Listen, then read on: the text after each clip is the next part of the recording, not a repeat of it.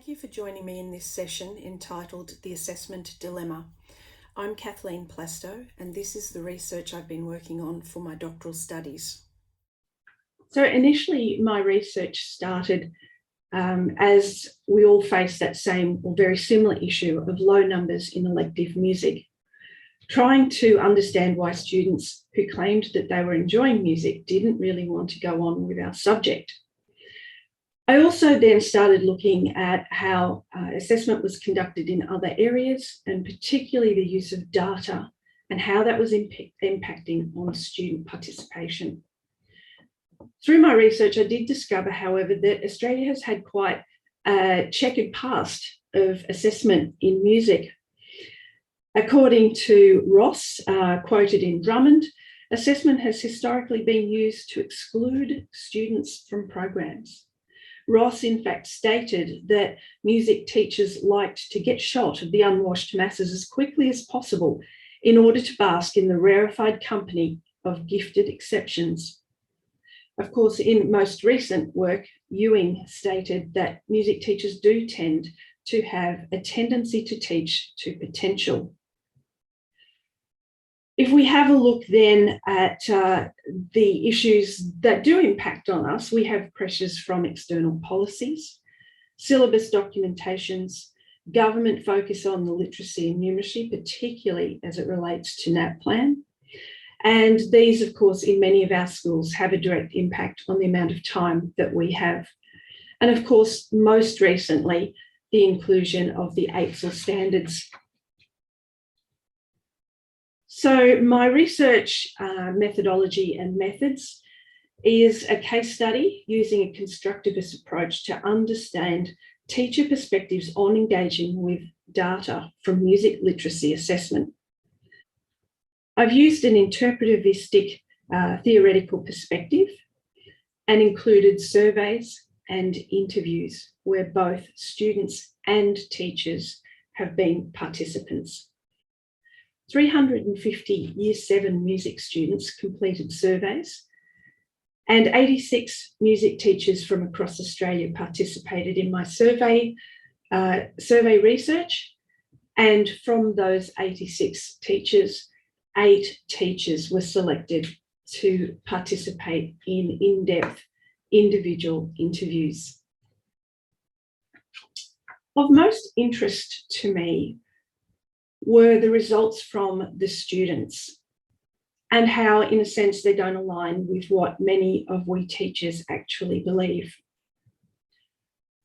Students responded that 72% of them like music, 80% have fun in music, but the difference was that although we see students making music in our classrooms, many of our students don't interpret that as actually learning anything. 88% of them claimed not to learn anything in music, and 95% of them, although involved in music making, believed that that wasn't work and that they don't do any work in music. 99% said it had no relevance to their future. Yet, interestingly enough, 6% said that they did plan to do music as an elective. 86% claimed they cannot read music, and in interviews with the students, that was the biggest issue that most of them claimed was preventing them from further engagement with music. They felt that they were a failure because they could not read music to their standard. So contradictions and dilemmas started to become a part of the research that I was undertaking. Some of our teachers responded that they would rather not assess at all in music. Some of them made the comment they didn't mind assessing in music as long as they didn't have to give a student an A, a C, a D. So a line was drawn between assessing and reporting. Others believed that, like English and literacy, that literacy and music should be taught alongside performance, whilst other teachers stated that they valued performance and improvisation over the ability to read and write music. However, all of the teachers in the participant group agreed that using well-designed assessments would provide useful data to improve student learning outcomes. So if that's the case, then what are the inhibiting factors that prevent teachers engaging with data from formative assessment in music literacy? Through coding all of the interviews, 6 dilemmas have been identified. They are assessment versus time. Assessing in a time-poor environment has many multiple facets to it, which we will look at shortly. Holistic assessment versus discrete assessment. Curriculum expectation versus the experience of the child. Personal experience versus professional knowledge. Assessment expectations versus assessment literacy. And whether students value fun over rigour. After coding all of the interviews and analysing the data from surveys, an assessment dilemma matrix has been developed. What you can see here are the initial linkings between the 6 main dilemmas identified by teachers and some of the things that impact on those. If we zoom first in on the time issue, a number of different elements were identified by teachers as impacting on their time and therefore their ability to engage with data to adequately improve student learning outcomes and to direct their pedagogy. One of the first things that was noted by teachers was the number of classes that a music teacher generally faces in relation to the number of classes that other teachers actually face. The example was given that when one English teacher has one class 5 times a week, a music teacher will have 5 different classes. On the surface, that equals the same thing, teacher face-to-face with 5 classes. But when it comes to marking assessment and writing report cards, the music teacher immediately has 5 times the workload that the English teacher has. For music teachers, their requirements or their imposition on their time based from their school was identified as one of the biggest problems. The school performance requirements also tend to align with those times of reporting, particularly at the end of the year. Participant Bronwyn stated that, yes, because we are always rehearsing, there's so many events at the school that you're having to prepare for that you feel like teaching gets put aside a lot of the time. Like at the moment, it's Christmas concert, so your lessons are just gone down the drain. Curriculum is out the window because now you have to rehearse for this. This was a common problem identified by most of the teachers. Luke stated that teachers are unwilling to give up a lot of their opportunity to teach and see giving up time to do formative assessment as an imposition on their teaching time. As we look at the lower box there, the limited curriculum time, most teachers identified either an intensive 1-term access to their Year 7 students or a slightly extended semester, but in most cases that equated to the same number of face-to-face lessons. Kelly added, they only have music for a semester. We need assessment that tells us where the student is at and where we would like them to be. But our school doesn't do that, doesn't have that, and you can't tell the value that you've added. One of the most important things that was added by teachers was the reporting requirements and timelines. In fact, one teacher claimed that at their school, end of year reports needed to be into the system 4 weeks before the end of school, leaving 4 weeks of teaching time that therefore couldn't be reported on. Margaret stated that the reporting process is actually now directing assessment. Frankie, who is a new graduate, said, sometimes it is possible that the reporting timeline diminishes the quality of learning.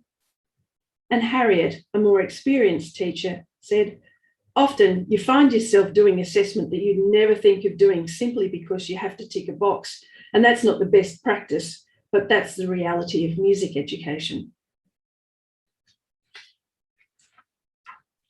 At the bottom of this section of the matrix was the crash between curriculum expectations versus the experience of the child. And you can see that we have a double up with the reporting requirements and timelines. On entering year 7, large numbers of our students simply have not had a music learning through their primary school. The lack of consistent primary music education is having a direct impact on our students. Kelly stated, "I do think it's possible for a child entering year 7 to succeed in music. It is possible for a child that comes in from a primary school with no music, but it's very difficult. But I don't think many teachers support that though. We currently have a young graduate teacher at the moment who's a second year out and who believes that if a student hasn't done music before, they're not going to pass already. This, I think, is a common problem, and it's a way people think. Teach the students that have the skills. We have good intentions, but in reality, it's very, very hard, especially in music, because there are so many different levels. There's just such a great range of abilities in a music classroom." Teachers identified that if we are asked to assess a year 7 student against the state or national standards for a year 7, yet they've come from a school with no music, that this immediately puts them at risk of failing our course. It also exemplifies or amplifies the multifarious nature of our cohorts, students who've had the opportunity to learn an instrument since a young age, students from good music primary schools, and students who've had none of those experiences at all. Luke added a very, very wonderful statement. He said that in English, maths, science, and humanities, because all of the kids do these, because every kid does those subjects in primary school, we have a collection of data from the students from across all of those subjects. But not everybody does music, or not everybody has had a musical background in the lead up to studying music in year 7. Every student that comes in has had a background in English, a background in maths, a background in science and humanities. They understand there's been some skill development over time. I suppose what lacks in music is that there's not that continuous cycle of learning from the early years. That depends on the student's background and what school they've come from. The other thing is the curriculum varies so greatly depending on what school you're at and what they've been looking at.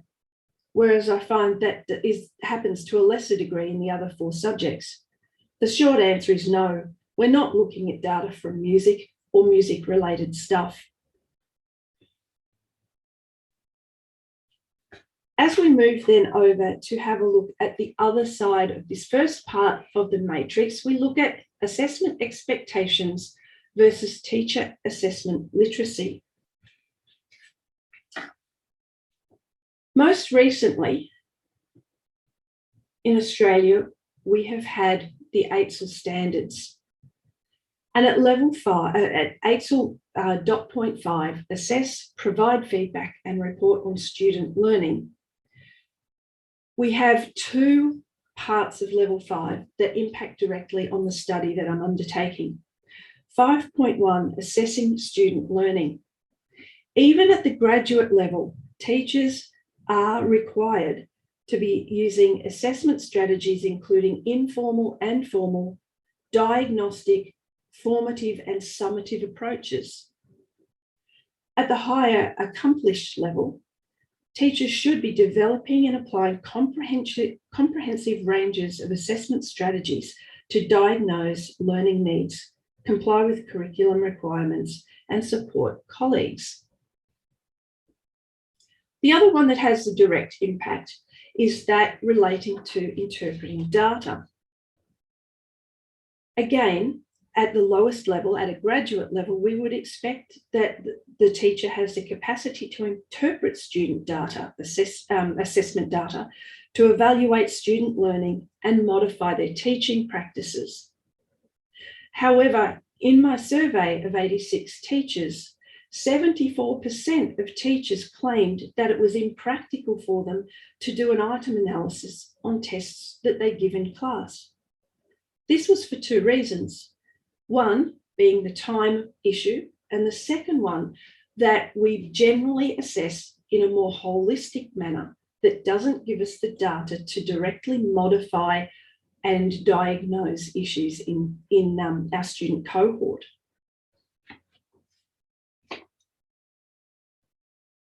Frankie, the new graduate, stated,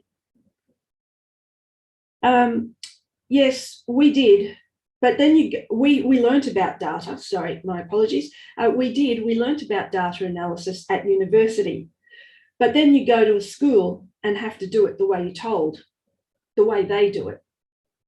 Research indicates that despite new graduates having probably more access and more training in data and assessment than we older people did, that it only takes 2 years of working within a school before all of that work is undone and those new graduates are actually just simply complying with the school requirements or their administrative requirements.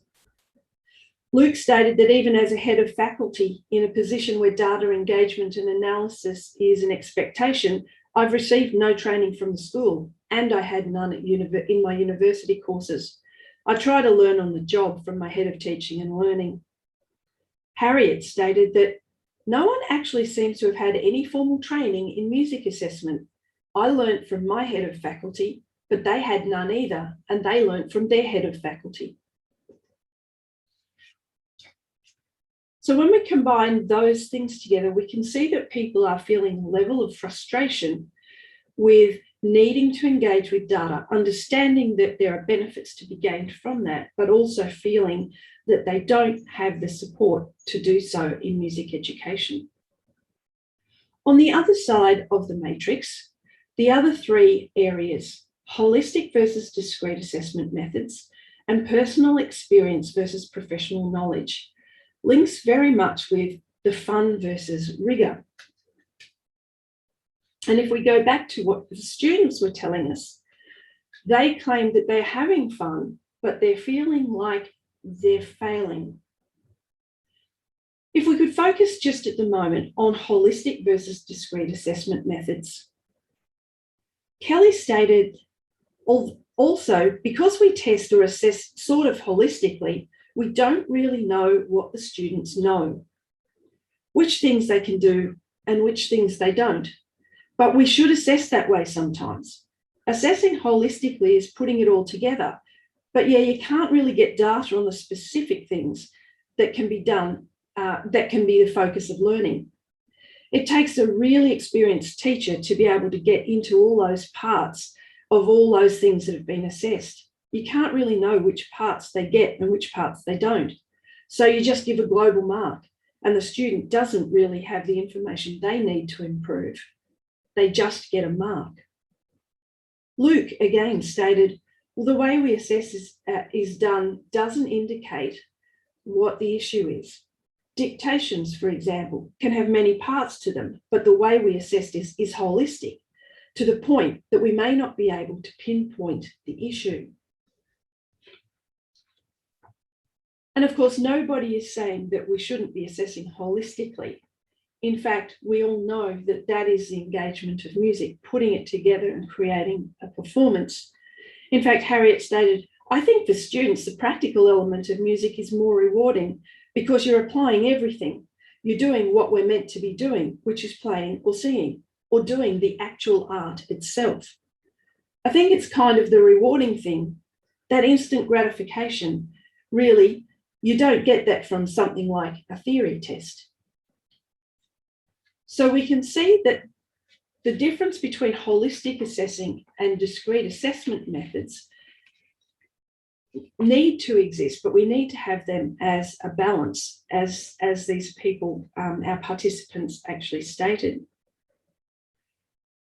The personal experience versus professional knowledge down in the bottom, right, revolves around initial teacher education, professional learning, and past experience.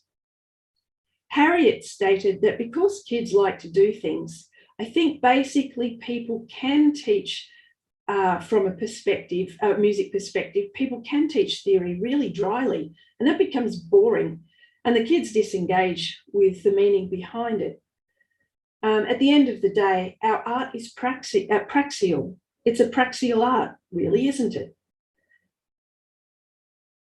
So we start to then look at that link between the holistic and the personal experience. One of the most common issues that came up was that in the absence of being taught at university in initial teacher education how to teach music or how to teach the theory component, many teachers were relying solely on their own experiences through the AMEB. Luke stated, even though an education degree, the focus of uni was on playing and performing. In the music part of the education course, we were assessed through ensemble and principal instrument studies and style and analysis. No music education in the music education degree. Nothing from education to do with music.